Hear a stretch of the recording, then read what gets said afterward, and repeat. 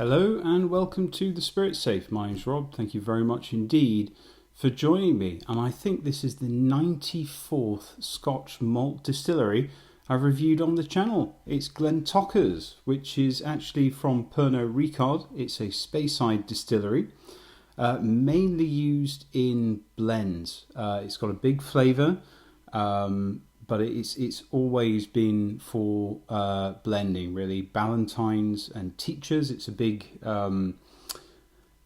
component of those brands, but there are one or two independent bottlings, and this one is from Gordon and MacPhail. It is a Canadian exclusive, 15-year-old.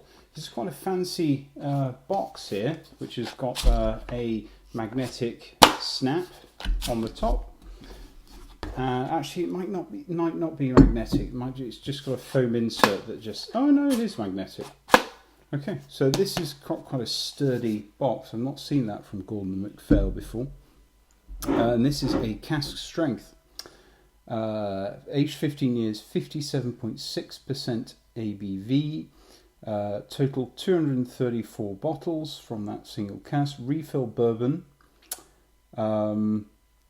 And yeah, I paid 104 Canadian dollars for it out of Alberta. It is non-chill filtered and natural colour, 57.4% ABV. And I've been doing quite well with it, as you can see. I've had it open a while. So yeah, 94 distilleries. I hope to get to 95 by the end of the year.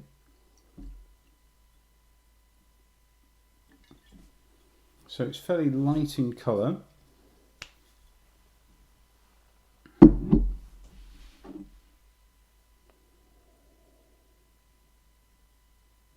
Wow.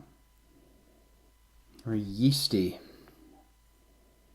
And a lot of fruitiness, a lot of malt, and a bit of honey. But a lot of yeasty breadiness, some kind of dry gristiness as well to it. Definitely an alcohol note at its relatively high ABV, 57.5%. Pear drops, acetone, some perfume, floral notes, rose petals. Maybe a bit of aloe, some mint at the back. Some tropical fruits, tangerine, toasted walnuts, toasted almonds, apple cider, crab apple, melon, stone fruit, particularly peaches, apricot, mango,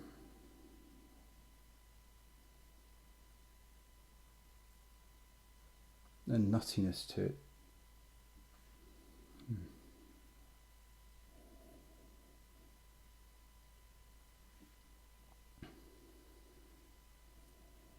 Belgian beer yeast, a little bit of dark chocolate.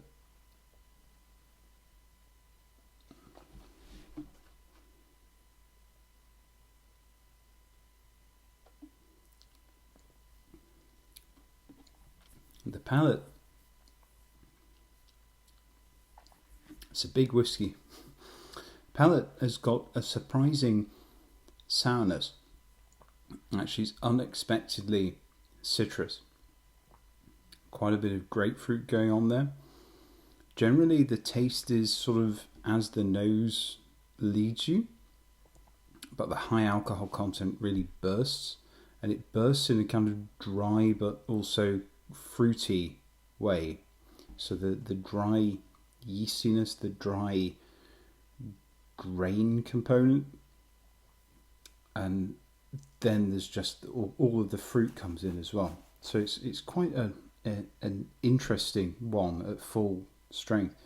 There's some sweetness, hazelnut syrup, a strange resinous quality on the palate, oak, pear drops, and just a kind of pleasant peppery heat.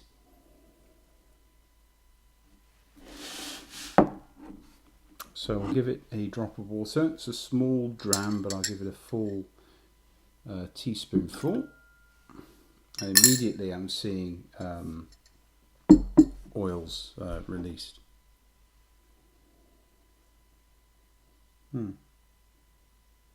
It's brought out a lot of nuttiness, and still there is some citrus, but it's more in the background.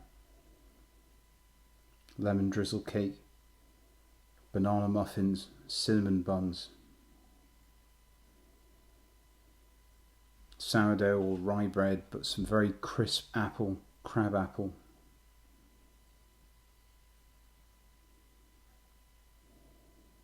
Dark chocolate, plums. A bit of creaminess starting to emerge, maybe Werther's original candies. Pink grapefruit. Bit of tinned pineapple, bit of very tart pineapple as well.